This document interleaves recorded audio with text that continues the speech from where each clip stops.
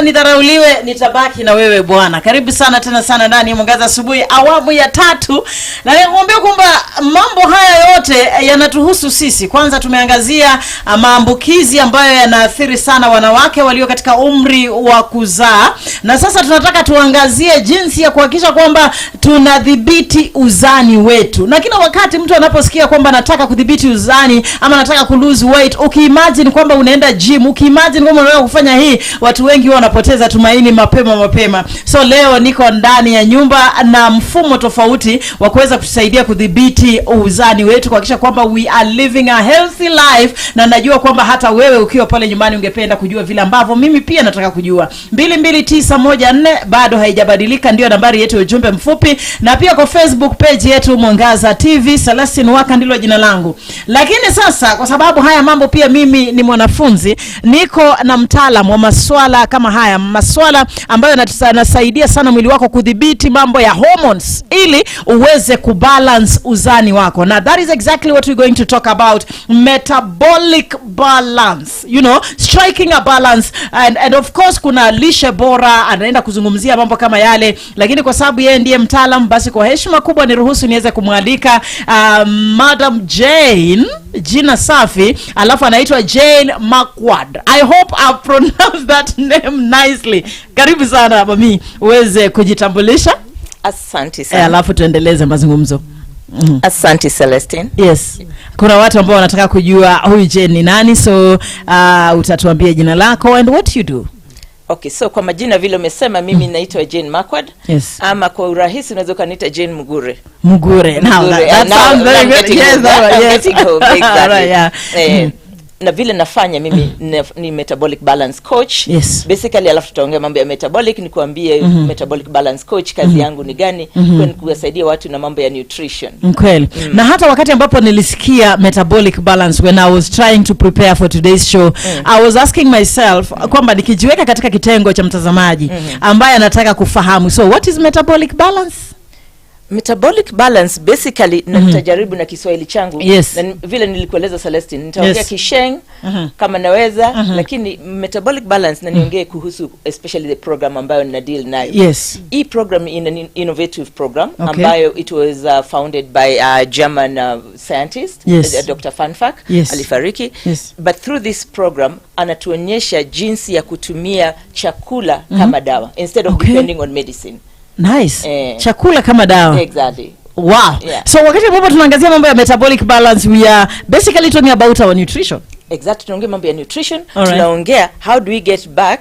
Unajua vile nyanya zetu walikuwa wanafanya kitambo. Yes. Kumbuka nyanya yako kitambo alikuwa anakula chakula za nini? Za kiasili. Yes. Hii mambo ya magonjwa mengine kama sijui nini, diabetes, tulikuwa tunakula mihogo. Wakati mwingine tunatafuna. Sasa tumekuja mambo ya sausage, pizza na nini. Sasa ndio ninakurudisha back, nasema sasa can we go back, you know, to our roots. Tuwe tukikula chakula kama dawa instead kula dawa kama chakula. Wow. Na wakati ambapo tunaangazia hili swala kwamba kuna hapo ambapo umegusa kuna chakula, kwamba nataka mimi kuhakikisha kwamba nazingatia afya yangu, lakini sasa huu mfumo nataka ni uzingatie sana kwa lishe, si ndio? Sasa tunapozingatia katika lishe ama kwa lishe, kuna mtu atauliza mbona mfumo huu uko tofauti na mifumo ingine ambayo tumeelezewa?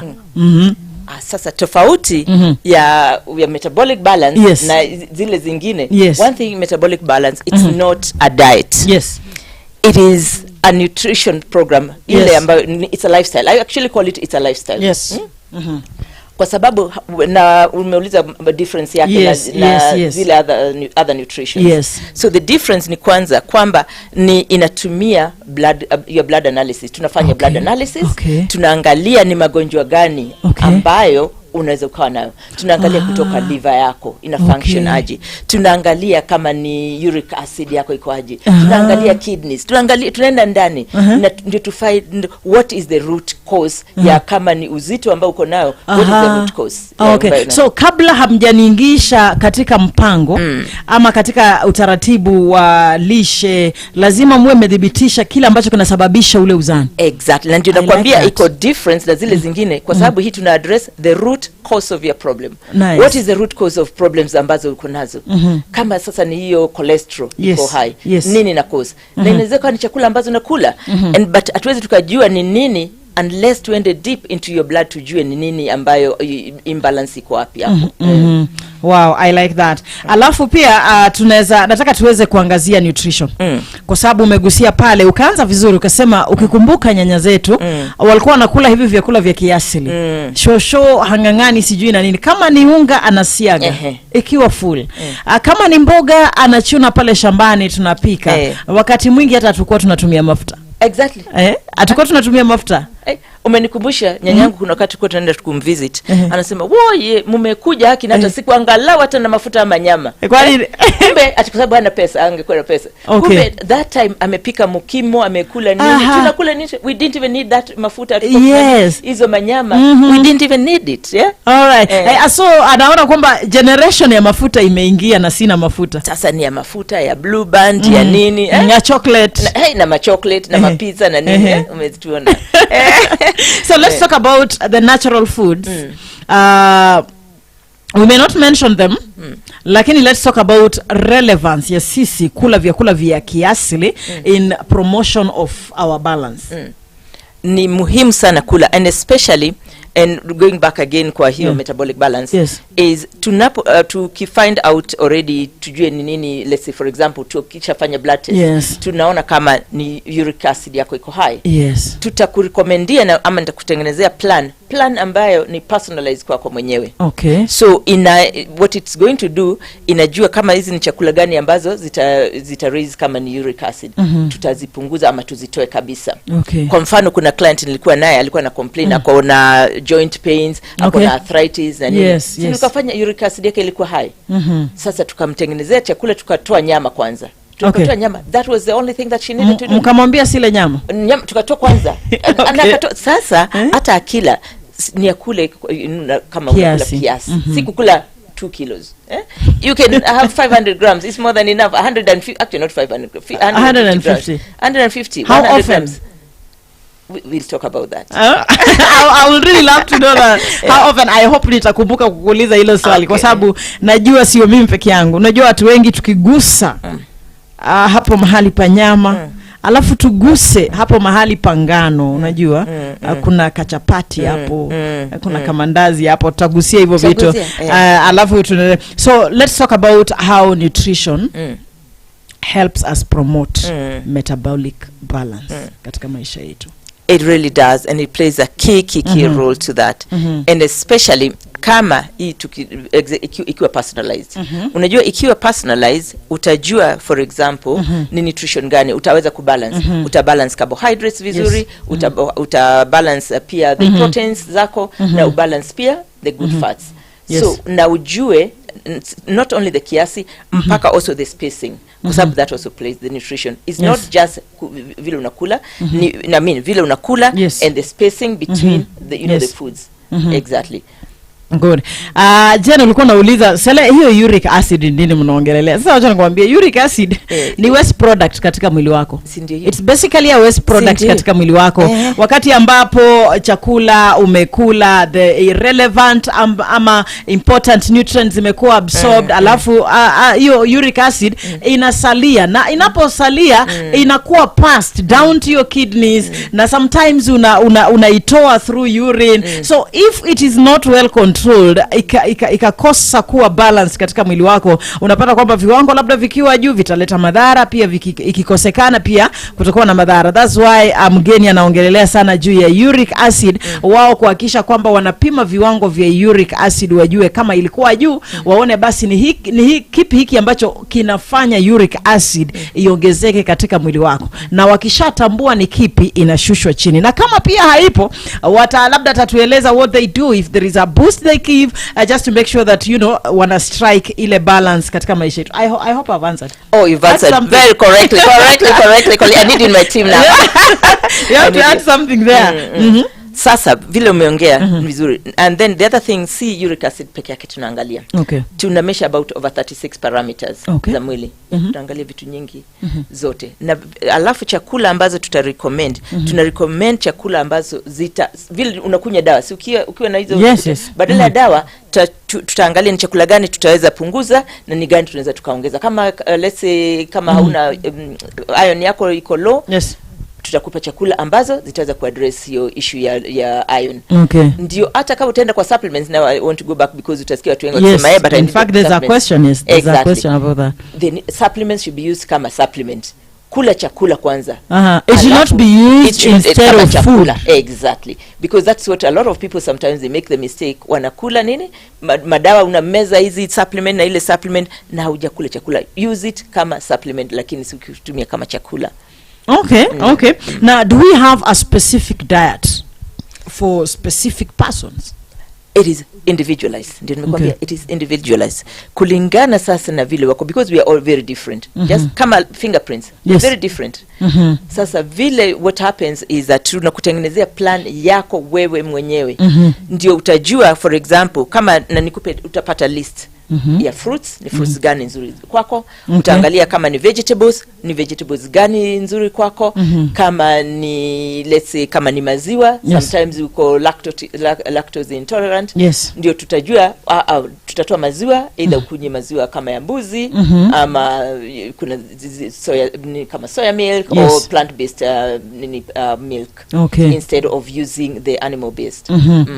Sasa Jane anasema kwamba you have a namesake here. Jane anasema Sele mimi niko ndani.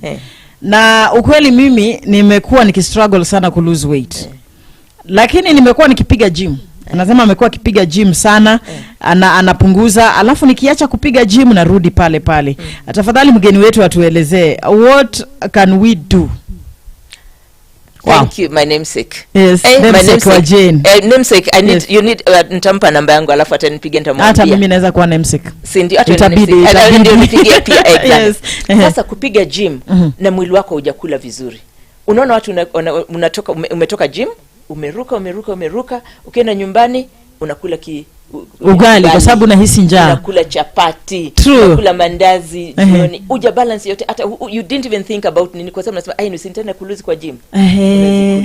Kama unakula what they call, like there is this simple carbohydrates na complex carbohydrates. Ma simple ni kama hizi white mikate za white. Instead ukula za whole meal. Sasa hapa hivi mimi nitakuonyesha vile utaweza kula whole meal na whole nini. Sasa utakuwa na matunda nyingi, utakuwa unakula kama ni mikate, unakula mikate ambayo iko ni whole, uachane na hizi za white. Lakini utakula kila chakula but ni vile utakula. Kwa hivyo my namesake Jane afanye gym ndio, but there has to be a balance. Chakula just to eat well. Ukule vizuri ndio hata upate hiyo energy ya kwenda gym. Unajua mara nyingi tukitoka gym unatoka kule unahisi njaa vizuri, and sometimes you even forget to measure the quantity and the quality.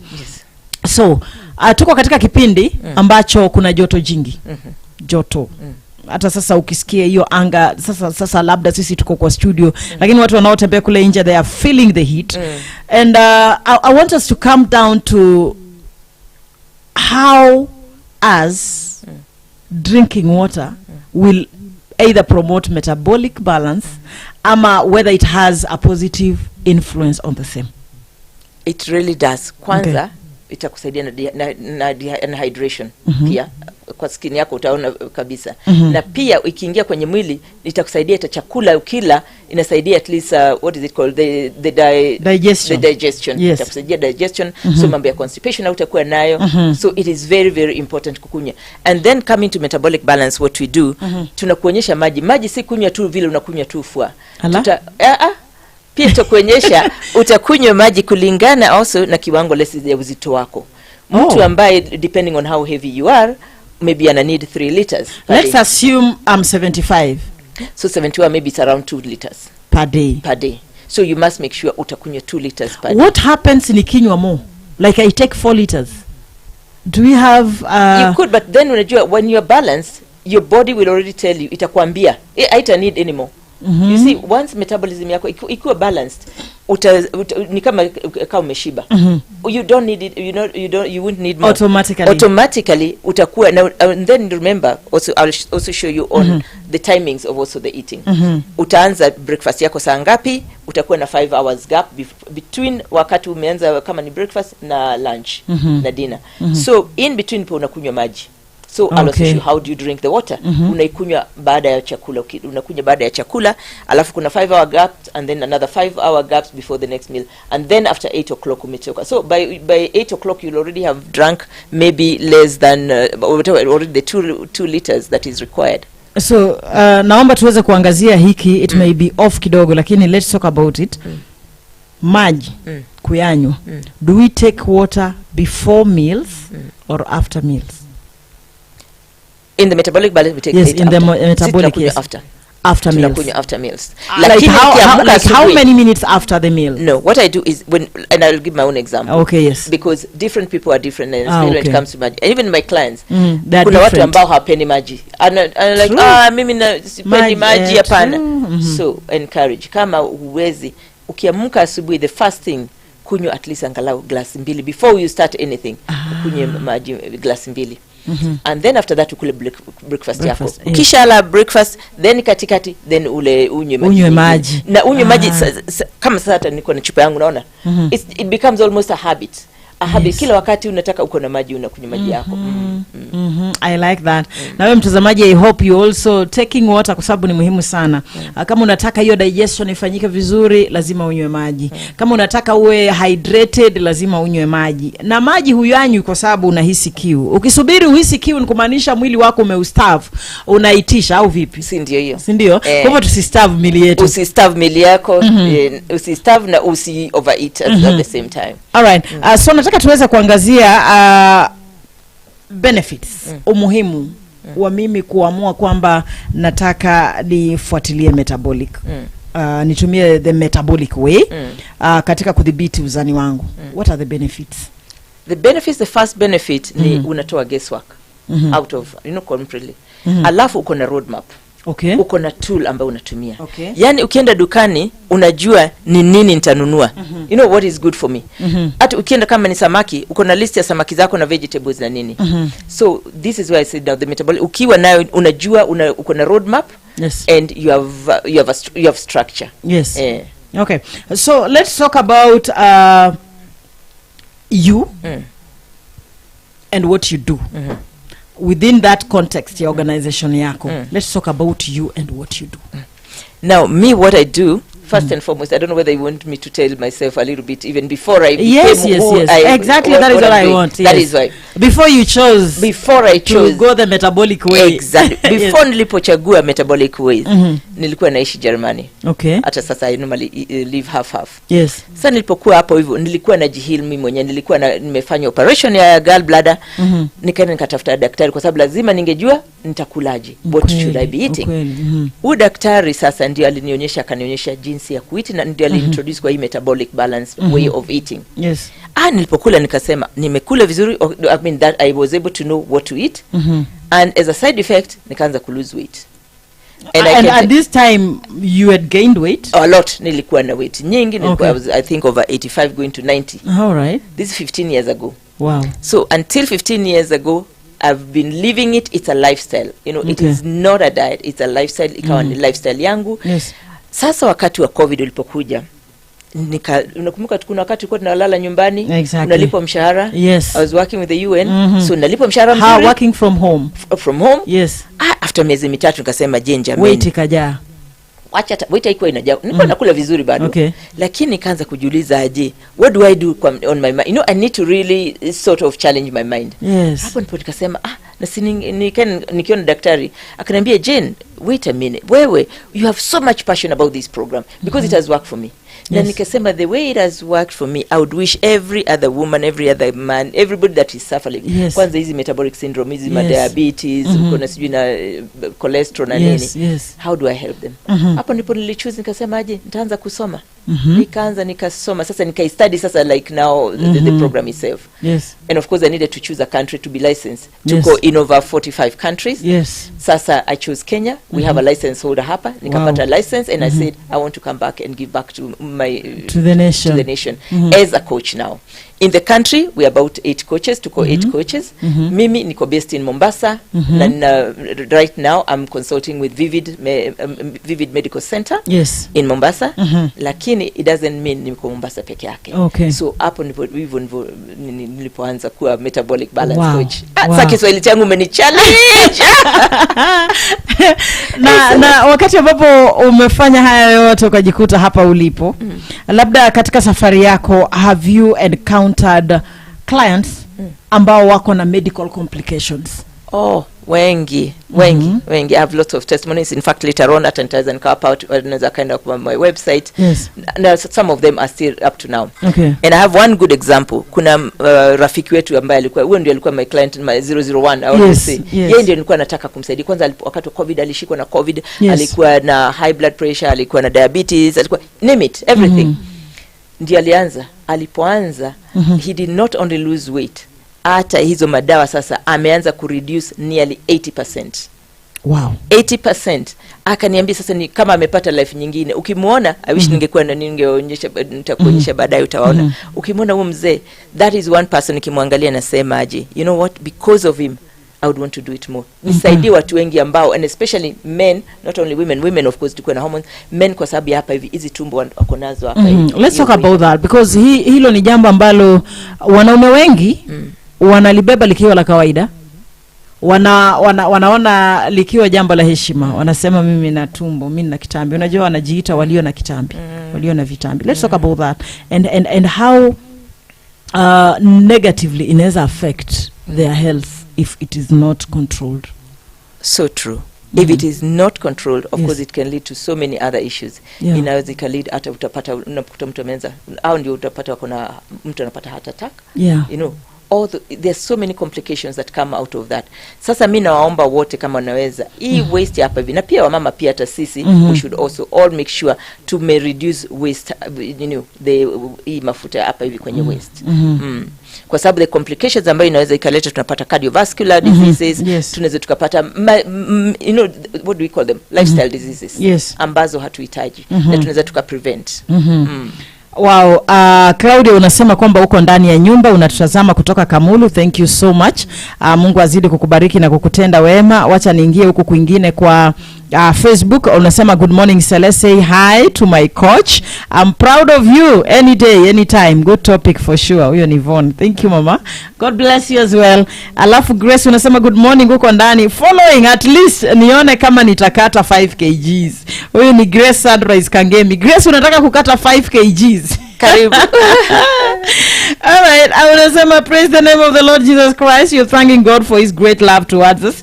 May all the glory and honor go back to him. Thank you so much Raphael, nimekuona huko ndani. Morning, huyo ni Irene. Naona unatuchungulia pale, umetuma tu emoji unatuchungulia. Sijui kama unataka kukata ngapi ama umejaribu ama uko kwa ile kategoria yenye tunapiga gym siku moja tunarudi nyumbani tunasema hiyo story ya work.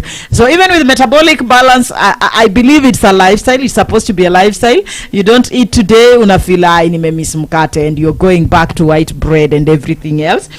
Thank you so much. Unasema my beautiful sister, watching you from IUS. Wanjiru huyo yuko ndani ya nyumba. Wacha nivuke hii side nyingine niweze kutambua wawili watatu. Let me see this.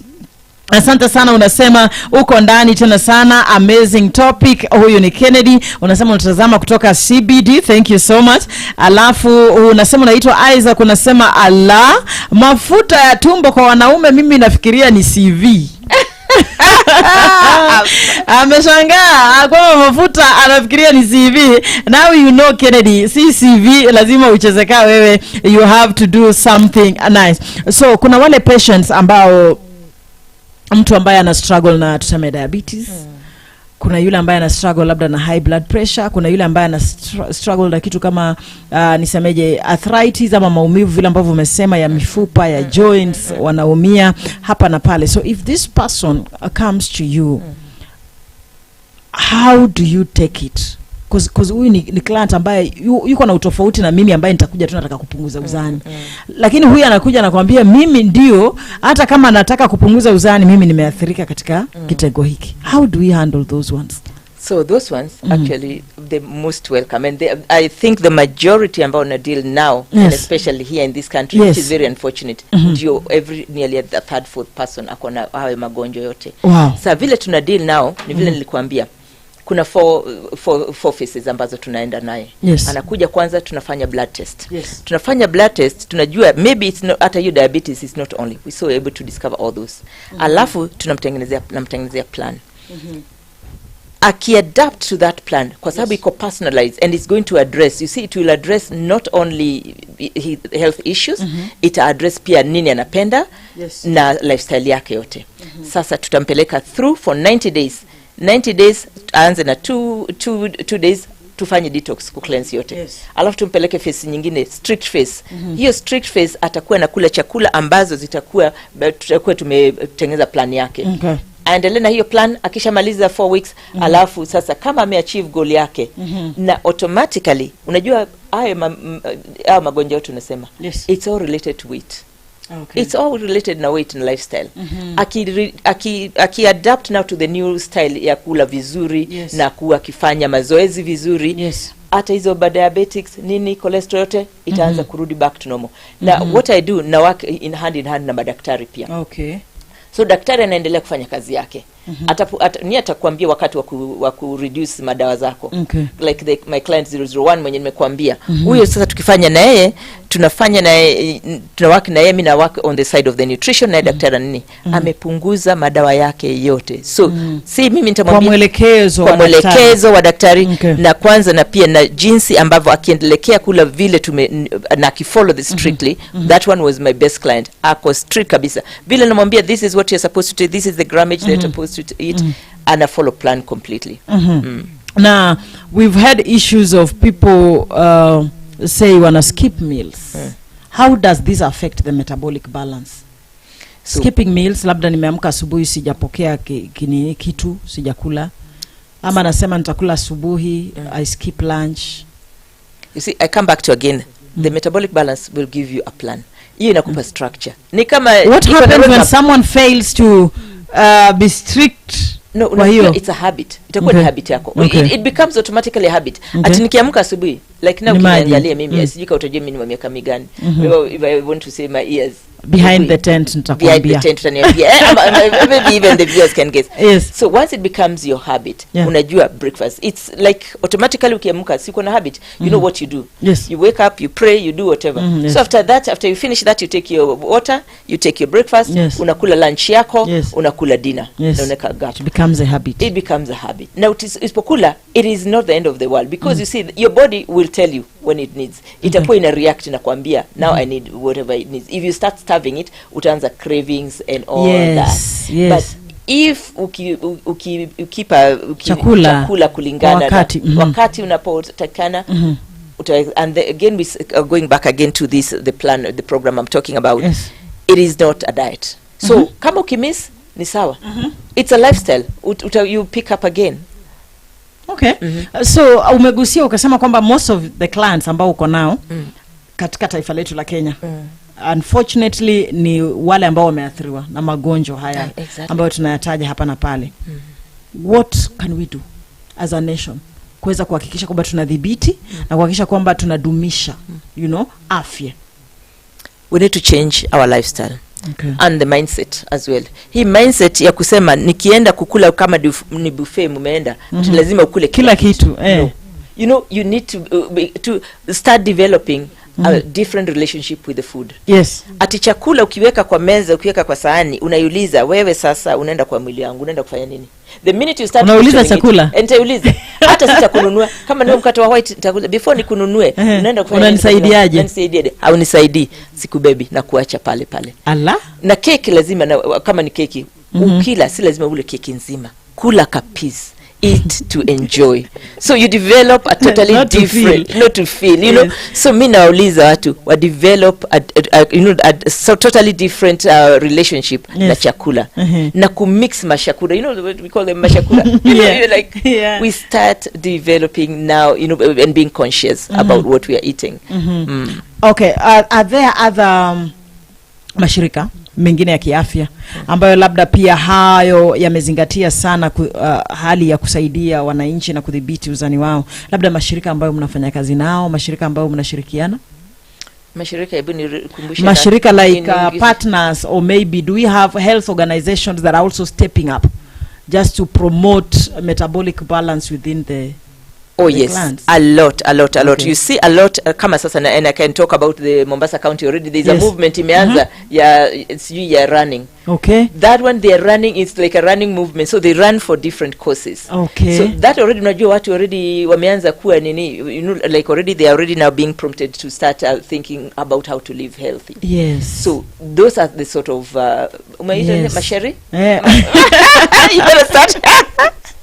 Mashirika. So county ya Mombasa angalau hiyo isha step up. Imeanza ku step up and because already imeanza kufanya hivyo. Mm-hmm. And then there are lots of other, let's say for example, I'm also a Rotarian. Mm-hmm. In the Rotary Club most Yes. of the times we also do talk about, you know, tunaanza kuongea mambo kama not only about the mental health, Yes. about our wellness, Yes. and also in organizations, Yes. like where I work partly in the UN as well. You know, people are already now being advised on how to start, you know, being conscious about your mambo ya kuishi, you know, in a healthy manner. Wow. Thank you. So our final remarks, tunapotamatisha kipindi chetu. Talk to us. Final remarks. Tuongeleshe tunapotamatisha kipindi chetu as we come to the end of the show. There are those who are watching us. Kuna yule ambaye anasema wow, mimi ningependa kupiga hiyo simu niweze you know, like niweze kufahamu vizuri. So you talk to us. Yes, mtamazaji na kuomba kama umenisikiza, niko na mengi of course kueleza na Kiswahili. It was a challenge. I challenged myself na nikakuja na nikaongea na Kiswahili na nimejaribu kuongea Kiswahili changu chote kimeisha. Sasa mimi ningekuuliza kama ungetaka kujua more about hiyo mambo ya metabolic balance, unaweza ukanipata kwa simu nambari 7 oh gosh. Can I have it? I'll help you read it. Okay. 0734. This is which one are you using? Is this 708? Okay. 183 614. Okay. Exactly. Ni 0708 183 614. Exactly. Na kama unaweza kuja Mombasa, ukija kituo cha Mombasa unaweza kanipata katika building inaitwa Epic Building.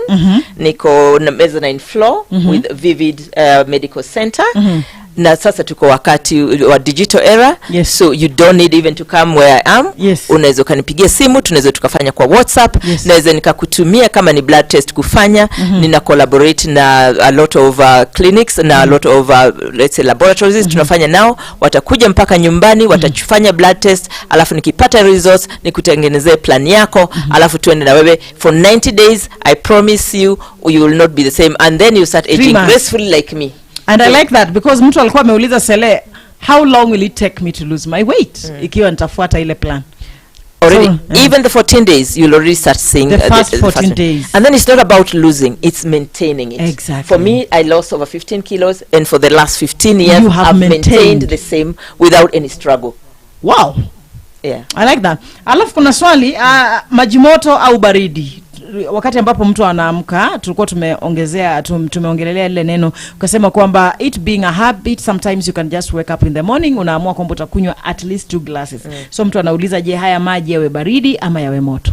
Na kila mtu huwa ni tofauti na depending na what you like. Okay. For me, I prefer warm in the morning. Nikiamka, and depending on where I am. Yes. Nikiwa hapa Kenya, kama nikiwa Mombasa, nataka baridi kabisa. Kweli, kwa sababu ya joto. Exactly. Yes. Nikiwa uko Germany, kwa sababu ya baridi, nataka yale moto kabisa. Okay. So depending, depends. All right. Thank you so much for coming, Mama. God bless you and do you well. I was honored to have hosted you today. Thank you so much. So behind the tent tutakuwa tunaangazia hiyo mambo ya uliuliza how old you look like. So haya tutakuwa tungeangazia. Thank you so much mtazamaji, by the way, kwa pamoja na mimi tangu tulipoingia nyumbani 6:30. You have really been with me. Mungu akubariki sana na kutenda wema. It has been a great day. Na pia kesho ni siku, kesho tutakuwa ndani ya Family Thursday na vile vile tunaangazia masuala muhimu katika jamii. Kesho tutakuwa tunaangazia jinsi ya kuhakikisha kwamba mawasiliano yanadumishwa katika familia. Kwa sababu kuna wakati ambao unajikuta unaongea na haukufaa kuongea. Alafu mtu yule mwingine anakasirika, anafanya hiki na kile. So when are you supposed to talk? What are you supposed to talk? And how are you supposed to express yourself? Hayo ni mambo ambayo tutakuwa tunaangazia kesho ndani ya kipindi, nikiwa naye Sami Dhuku kuanzia saa ngapi? Saa 1. Wewe book an appointment with us. And once again, wewe ambaye umefanikisha kipindi cha leo, wote na watambua sana. Mungu